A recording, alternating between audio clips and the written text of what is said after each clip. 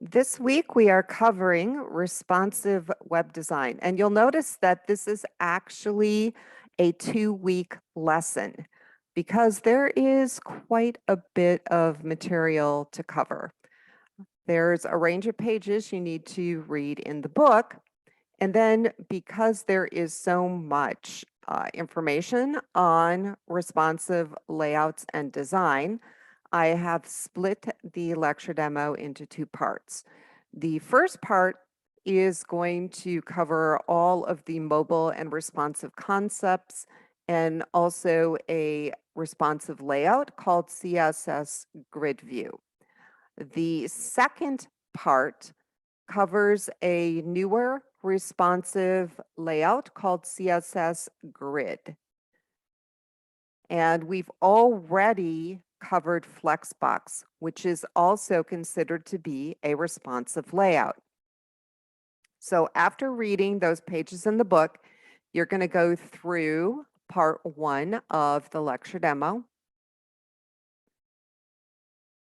And this covers not only grid view, but responsive design concepts in general.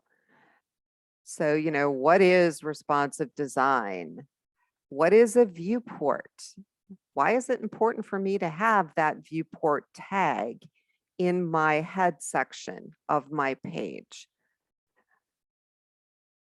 What are relative size and length measurements?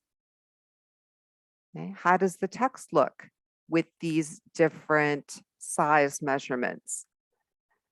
Okay. And then we finally get into the grid view layout and how do you build a page using that layout. As you go through here, I think everything is pretty self-explanatory. If you do get confused about anything, please let me know because I'm definitely here to help you. Printer-friendly pages are important. You will also be incorporating that into this week's assignment. And so printer-friendly information, how to basically remove images in color, how to add page breaks, all of that kind of fun stuff, how to make your images responsive, how to make your video widths responsive. Okay, all of that is in this lecture demo. There is also a section on marketing your page. We get a little bit into search engine optimization, which is more popularly called SEO. After you get done working through this, you can either start on the textbook assignment because you'd be able to do the grid view exercises, or you can go ahead and go through the second lecture demo, which is on CSS Grid. I'm going to leave that up to you. Some of you will like to, practice right away what you learned.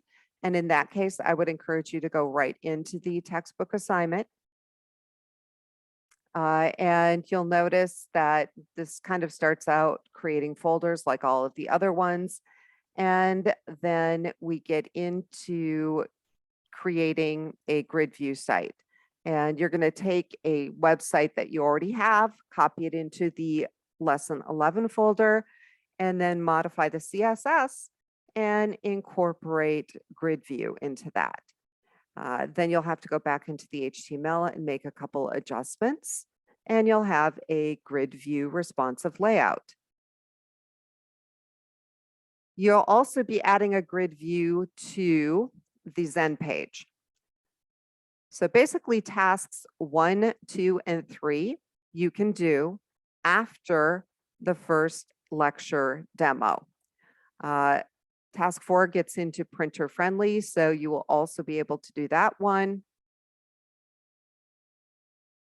Task 5 is inserting attributes for SEO, so you can do that one as well. And you can also go through task 6, which is using the mobile device simulator that is built into Chrome. So tasks 1 through 6 can be done after that first lecture demo. Then you'll get into the second lecture demo, which is CSS Grid. So this is a different way of laying out a responsive page.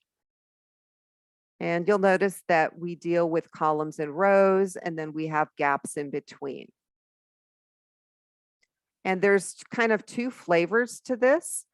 You can lay the page out using columns and rows, or you can use a template.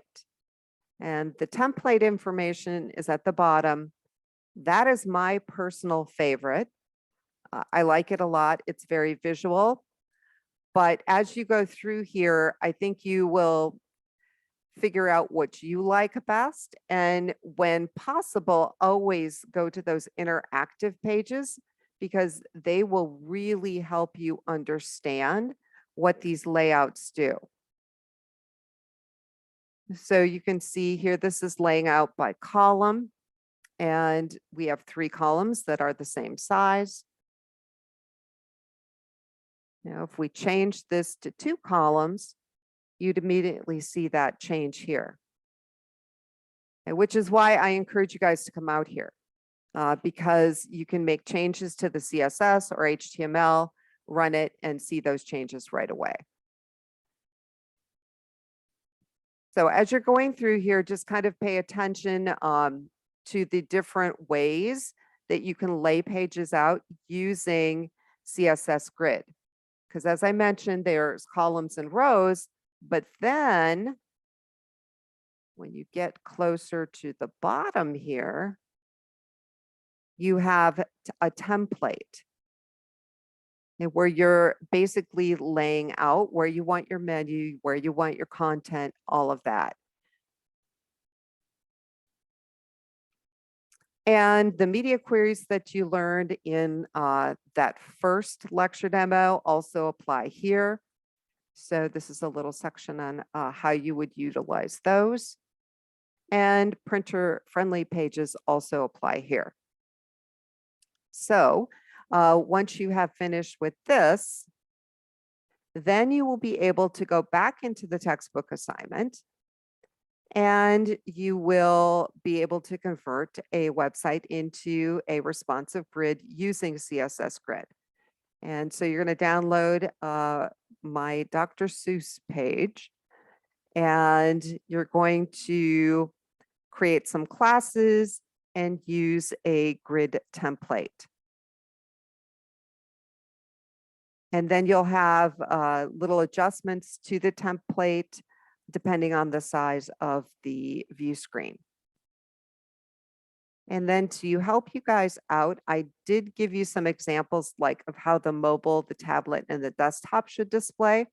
And keep in mind, these are screenshots. Okay, so these are just pictures of the screen, but this is mobile, like on a phone. This would be how it would display on a tablet. And this would be a desktop.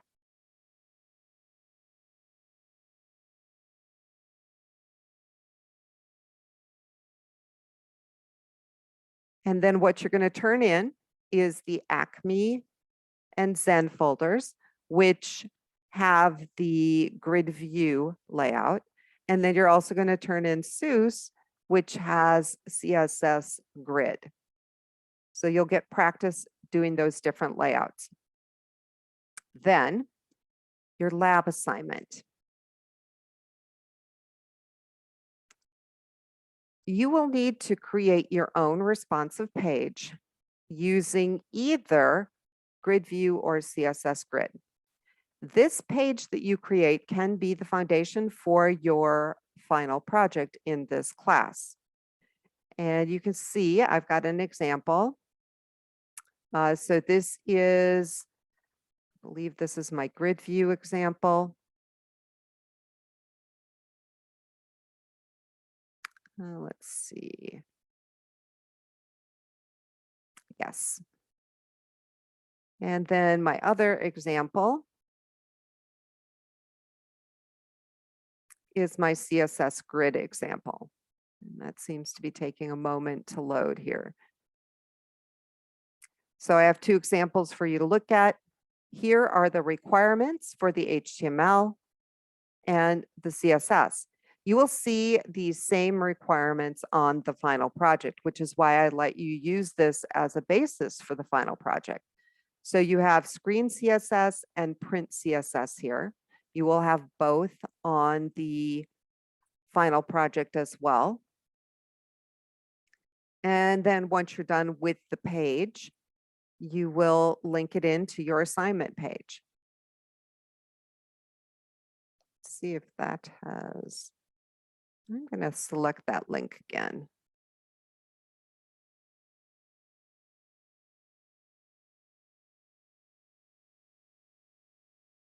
No, let me pause. I do not know why this is taking so long.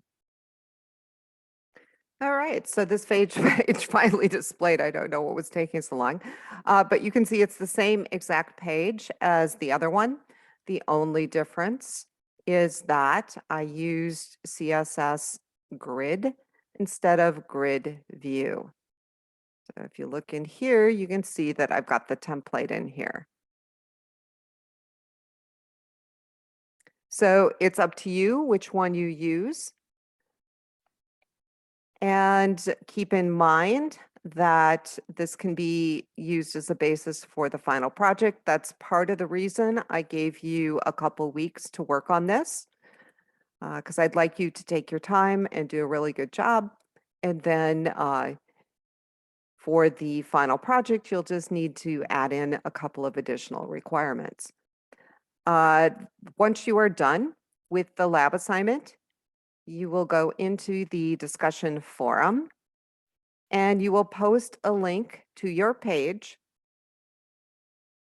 So if this was going to be my page, I'd click on this, get it highlighted, Control C to copy, come in here, add a new discussion topic, and my responsive page.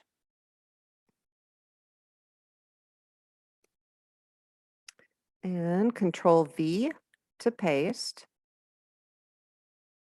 Okay, so I clicked on the link. So there is the link to my page. And this is an example, so I will put that in here. And then who is the audience? Anyone who needs inspiration. What is the purpose? So the purpose of my page is to get people thinking about what inspires them.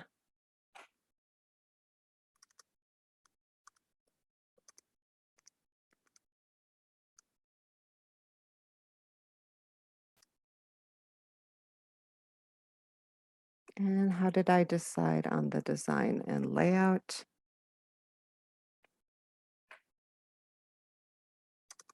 Let's see, I used CSS grid,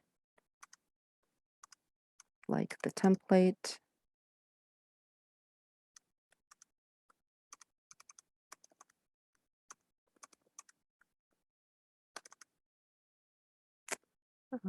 And I put content into logical groupings and balanced out my page. All right, so that is my posting. I'm going to post this. For those of you who get done early, if you are looking for something to reply to, you certainly can reply to that. And that is what you guys will be working on this week. If you run into problems or have a question, let me know, and have an awesome week.